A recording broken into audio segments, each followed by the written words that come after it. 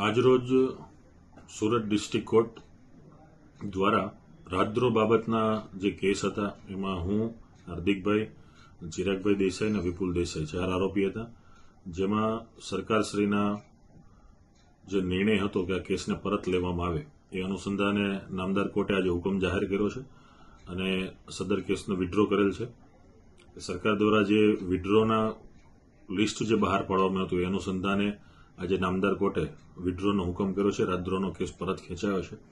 આ તબક્કે સૌ સાથી મિત્રોને પણ ખૂબ ખૂબ અભિનંદન આપું છું અને સાથોસાથ સરકારશ્રીએ પણ પોતાના વાયદા અને વચનો મુજબ સમયાંતરે કેસનું જે અપડેશન લીધું છે એ તમામ જે કોઈ પણ આમાં મહેનત કરનાર મિત્રો છે અને ખાસ કરીને સરકાર, વકીલ અને સાથોસાથ સરકારને પણ અભિનંદન કે સમયાંતરે કેસનું સંપૂર્ણ ઓબ્ઝર્વેશન કરી અને આજના દિવસમાં આ કેસને પરત ખેંચ્યો છે.